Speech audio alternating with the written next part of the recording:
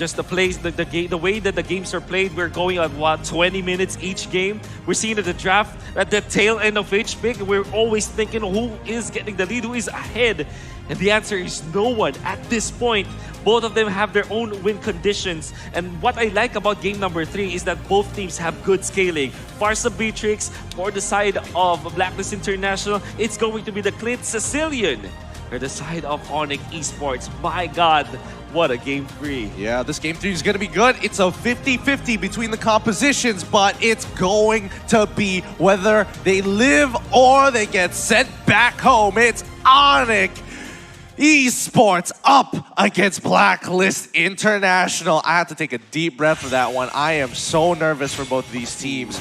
This has got to be so much pressure and so much stress. Well, let's go then. Fans everywhere, chat right now. Hashtag go onic or hashtag break the code. We want to see who has the most feisty fans right now as we are already into this game.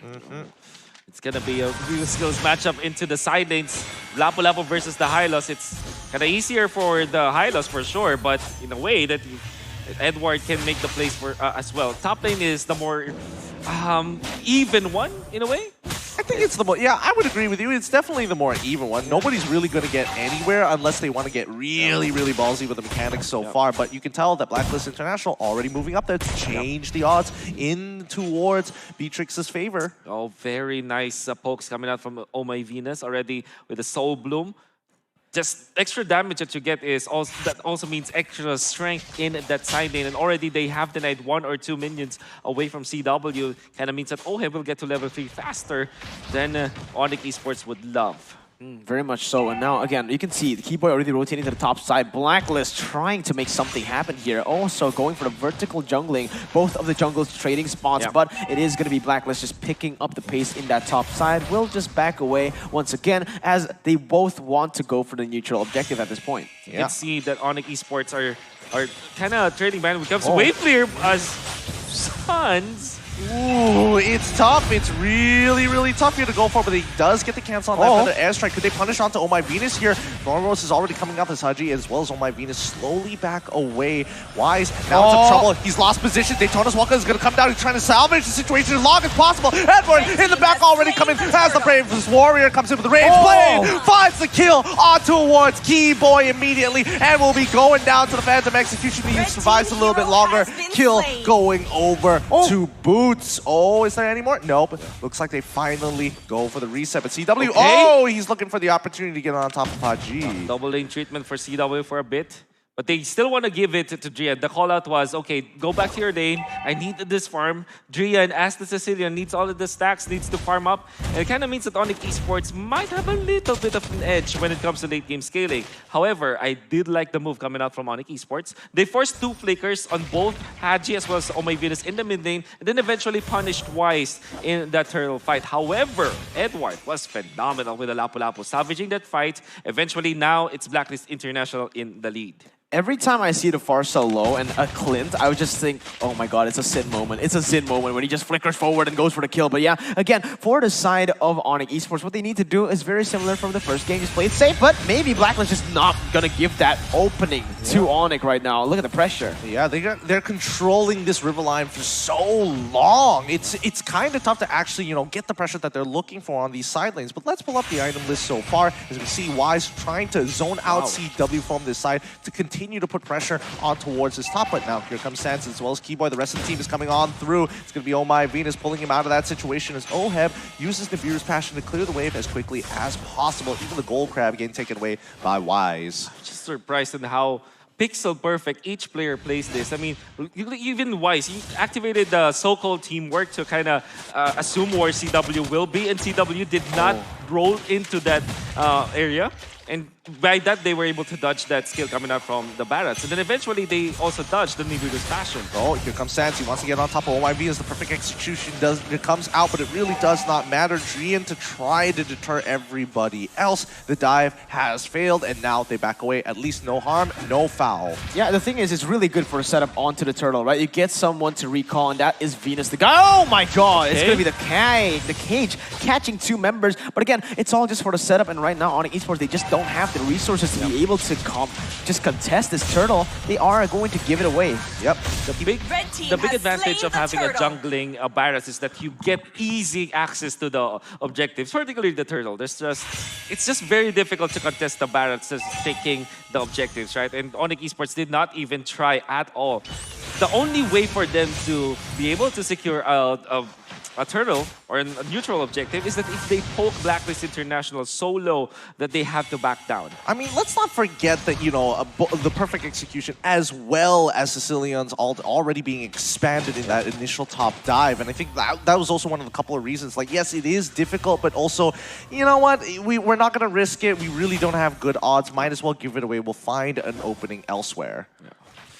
That being one of the lowest ones. What was that damage? Excuse me. Yeah. That was literally just from Wise and the twin blades of Edward. Oh my god. Half HP taken away. And this is the thing. Edward and Wise. Wise is 2 levels ahead of Sans. And in the top side, Blacklist are really pushing the base. Yep, they want to punish Boots here so far on this high loss. He pops down the glorious pathway, and it looks like, I mean, they get him low, but really doesn't matter. It is high loss. Sans is there to cover him for now. But let's not forget that currently Wise a full level ahead and pressure being absorbed here. Edward going to be taking bot tier 1. Yeah. One of the specials of Edward is that he is great at this split pushing. They find openings with this Lapu-Lapu. Also takes advantage of the mobility that the Lapu-Lapu has. And then, of course, layer their stuns with this Edward play. So, unlike the previous games, Blacklist International are now utilizing all of their members in the early stage, 6 minutes in. I think they're also utilizing their wave clear, right? To get priority? Yeah, they are utilizing their wave clear, but again, what they need to understand right now is that they do not have the lane pressure anywhere right now, right? The thing is, that mid control is just all on the hands of Blacklist International. The downside of picking the Sicilian, yes, you can scale to the late game, but in that early stage, up to the mid game, you can kind of say you're useless, right? You can't roam as fast as the far side. You can't help around anywhere on the map except for that mid lane. And even in the mid lane, you're not going to be able to do a whole lot of damage. The only thing you really provide is that cage, right? Getting the CC done, but even that is hard to land. It is very hard to land, and it's always like, okay, it's very strong when it comes to like the damage output as well as the lockdown, but can you land it? That's the problem. Yep, we're seeing Hylos already be dropping down the glorious pathway here just to ensure, draw a line in the sand, say, hey, Blacklist International, we don't want you taking on mid tier 1. We saw what happened with that. We saw what happened the last time. Better not. We're not going to make the same mistake. In game number 2, we saw Blacklist International get to 4 turtles, and it seems like it is indeed the trajectory that Blacklist International wants to go for. 91 seconds from this time means that they will get another turtle. Well, here we go. Ever engaging onto CW. Rage Blade being used as well. CW cannot get out of this. This is going to be a kill pick from Blacklist International. A little sad. And even CW, he knew that it wasn't worth flickering. Yeah, again, it was just him caught out, right? If you use a flicker, it's going to be wasted completely. Edward has already popped that ultimate. Wise has put all his resources down there. So what onic needs to do, again, is just look for the trades constantly. Just wait for this Sicilian to become a threat. Oh, good vision.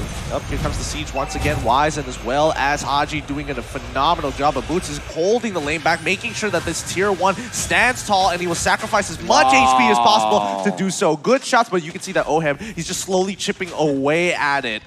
This is illegal, man. Look, it's going to be him taking it without the minions. The mid lane turret will fall.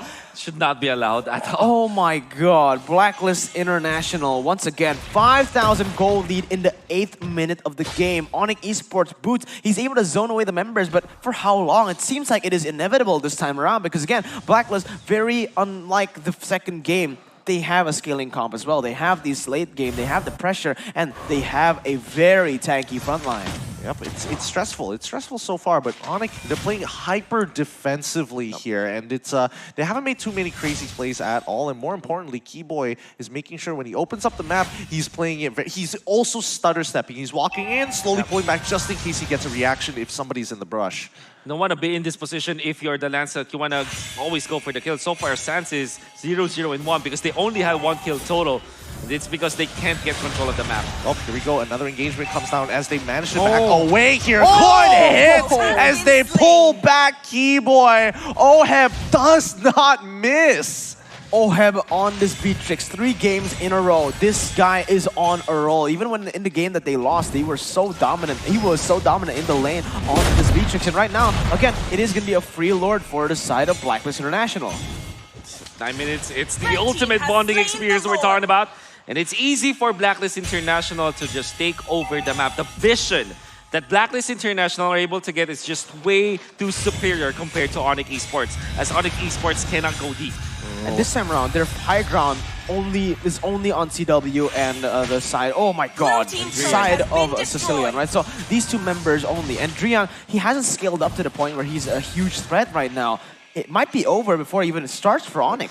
That's definitely a big scary factor for all of onic Esports fans now. They do have great late game, but will we approach late game? That's the question. Is Blacklist, they're snowballing through. They're snowballing a lot, and this is the biggest lead we've seen thus far coming in between both of the teams. 4K. Yep, it's 9K now, and it's about to be, it might even be an inhibitor if they do this right. Here comes a feather airstrike once again. Edward already going to be sacrificing his life for the greater good, as Boots already absorbing as much as he can. He still makes it out, flickers over the wall for safety. The next wave is coming through. Perfect execution coming out for the side of Sands here. Will they survive? Can they hold it? Yes, they hold the inhibitor strong, but OHEB says, nah, false hope. I'm breaking it regardless. Oh my goodness. This Renner plays from OHEB. You know, I think that OHEB and all of the Beatrix fans out there, they might be blaming OHEB for a nerf in the next patch. This performance, it kind of asks for a nerf, right? It kind of does, but once again, they're doing it just like in Game 1 as Onyx performed against Blacklist. Now Boots going in for an engagement on top of Oh My Venus. Daytona's welcome. He's going to punish him here. Edward going in with the Justice Blade straight away. Rage play into the back line. They have to pull through. Holy Baptism does not get them out of that situation, but oh my goodness. Wise making sure. He finds it again. You look away for a second and blink, he's gone. OHEB with the snipes. This guy, the Filipino sniper right now. But look at this, man. This is onic literally on their doors. This is gonna be Blacklist International. Keep on going in. And man, it is looking ferocious. It is looking like a disaster for onic. Yep, it's not looking good at all. Sands has to use the perfect execution to get on out of there. But Boots, he's trying his very best. He can tank only so much damage, but his members need to stop getting hit by this Filipino sniper. And it does not miss. The thing is, Blacklist International are really making it so that he is activated. They really make the way so that OHEB will be in great position. They have the Lapu-Lapu as well as the Matilda to just peel through the members of onic Esports, and Wise always makes sure that he is always near the vicinity of OHEB so that whenever onic Esports wants to initiate, he's there for the Daytona's welcome so that he'll eventually stop the aggression for onic Esports. And not to mention Haji as the vision provider for Blacklist International. That feathered airstrike really zones out the members of onic Esports so much. This is big trouble for onic Esports as 12 minutes into this game, they're down by 10K. I've brought this up before, but like when you see a 10K goal lead at this stage of the game, especially at the 12-minute mark, this is almost checkmate in a lot of situations for a lot of these great teams. I really want to see how onic Esports holds out here as Blacklist is going to be knocking on their door. Complete disrespect. They're walking right up into the base. They want to end this quick. Here it comes. We're already seeing the engagement. OHEB finds him with the perfect execution, getting towards that back line. Daytona's welcome, not going to connect onto the right targets as Boots is managing to deny it. Edward is doing a great job. Rage Blades trying his best, finds the kill. A mega kill going over as Boots falls to the hands of OHEB. It's 2-0 so far, but the crystal is wide open and OHEB going to slowly chip away at the main base. Feathered airstrike again. Keyboy can only do so much. CW in some trouble. Sands, he's trying to hold on. Thorn Rose cut through, doesn't get the combo. That's a third, and that is going to be it. Blacklist International move to the next round. GG, well played. Oh my god, crisp, clean precision from Blacklist International. The Filipino champs will dethrone the MPL and MPLI champions. Oh my god, that was amazing, and what a match. That a match indeed. It is one hell of a game. But Blacklist have achieved their sweet, sweet retribution after their performance in MPL Live. They've got the revenge. The story still holds true. MPLI, unfortunately, the championship will not net them any further into the tournament as Blacklist International denies them of that. Edward was phenomenal with this last pick, Lapu Lapu, and we talked about that pick. So much emotion